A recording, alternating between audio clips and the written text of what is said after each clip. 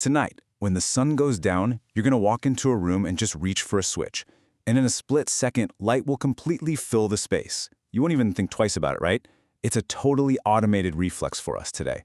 But we're here to explore the true origins of our nighttime fears in this explainer, because that simple, everyday act of lighting up a room, it actually hides a massive evolutionary story. Because for 99.9% of human history, the light switch just didn't exist. Let that sink in for a second. For almost the entire lifespan of our species, when the sun went down, the world went completely, unavoidably dark. And the fascinating thing is, something deep inside your biology still remembers exactly what that felt like. Section 1. The Anatomy of Darkness. The Purest Uncertainty. Okay, let's dive right into this, because I really want to validate something you've probably felt since you were a kid. Being afraid of the dark, it is not a childish flaw. The reality is, you aren't actually scared of the dark itself. I mean, darkness is just the absence of light. It literally cannot hurt you. What your nervous system is absolutely terrified of is what darkness takes away from you. It's the purest form of uncertainty. It's a massive, sudden loss of environmental information. And that specific loss is ancient, and it's still heavily wired right into your brain today. Section 2. An evolutionary trade-off. Eyes built for the day. To understand why this loss of information hits us quite so hard, we really have to look at how human eyes are built.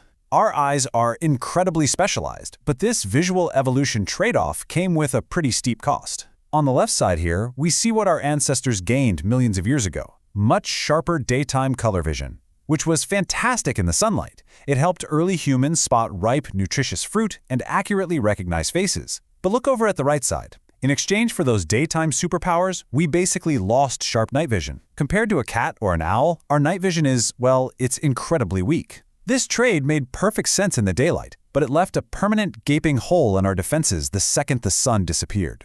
So, if you couldn't see the threats coming in the dark, how on earth did early humans survive? Because remember, night was when predators with excellent night vision, we're talking big cats, hyenas, they were actively hunting a species that was practically blind. Our ancestors had to rely on a very specific, ancient nighttime defense strategy. 1. Staying still. 2. Staying quiet. And 3. Staying together. When you're operating with almost zero visual information, a human alone in the total darkness was incredibly vulnerable. You literally had to hunker down and rely entirely on the group. Section 3. The origin of storytelling. Nightly rituals.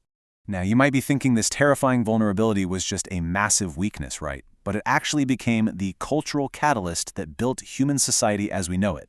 Anthropologist Polly Wessner spent years studying modern hunter-gatherer communities to understand this exact dynamic, and she found something absolutely remarkable about what happens to humans after dark. She argues that darkness literally forced people to stop moving around and start talking. Being trapped in the dark together, huddled around a fire, created this nightly ritual of storytelling that fundamentally shaped human culture. The dark didn't just threaten your ancestors, it actually forced them to communicate. And this brilliantly illustrates exactly how that shift happened.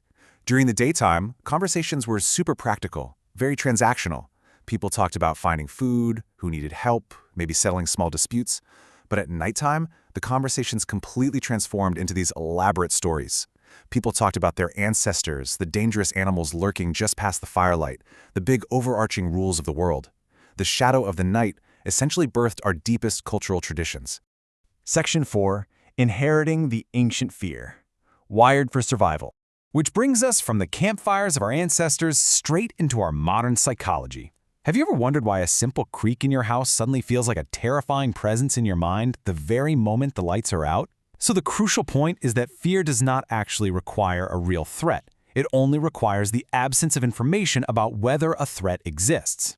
Psychologists who study anxiety tell us that uncertainty itself is very often what triggers our absolute strongest fear responses. In the dark, you can't confirm safety, and you can't rule out danger, so your brain fills that gap the only way it knows how. It escalates. Less information used to mean more danger every single time in our evolutionary past, so your imagination just gets louder to keep you on high alert. And hey, if you want proof that this is deeply biological and not just something we pick up from scary movies, look at kids. Researcher David Rakison, who studies fear acquisition, notes that certain fears, specifically of the dark and unfamiliar shapes, appear so early and so consistently across totally isolated cultures that they seem practically pre-installed. A child who's afraid of the dark isn't being irrational or malfunctioning. They are running the exact same inherited, hardwired threat calculation that kept your ancestors alive. It is absolutely a survival feature, not a bug. Section 5. The modern campfire. Screens in the dark. This brings us toward the climax of our explainer. Because human beings didn't just sit in the dark forever, right? We found a tool to push back against it. For hundreds of thousands of years, that ultimate tool was fire. But I want you to look at fire a little differently for a second. Fire wasn't just physical warmth. In the context of the pitch-black night, fire was information. It extended the visual radius around you. It gave your eyes the data they desperately needed to confirm that the immediate area was actually safe. It allowed you to lower your guard just enough to tell those cultural stories we talked about and eventually to actually fall asleep. Which leads us to a highly relatable, distinctly modern question. We've all been there, lying in bed in the pitch black. Why is it so incredibly hard to put your phone down at night? Now, what's really interesting about this slide is the startling parallel revealed in how we manage the dark today. On the left, the ancestral campfire manufactured a small radius of light to manage ancient fears of the unseen. On the right, your glowing smartphone is doing the exact same thing. Functionally, to your deep, primitive brain, your screen is identical to that campfire. It is manufacturing a small radius of light and information in an otherwise dark and uncertain room. It's not just the entertainment or the social media holding your attention, it's your oldest, most deeply rooted fear being quietly managed by a screen instead of a flame. So the next time the lights go out and that familiar unease creeps in and you find yourself reaching for your glowing screen in the pitch black, ask yourself this: are you just scrolling or are you tending the fire? It isn't childishness. It's a threat detection system built across hundreds of thousands of years of terrifying predator-filled nights. Your modern screen habits are actually an ancient survival mechanism, running its oldest calculation the instant the light disappears. You're just trying to make it until morning.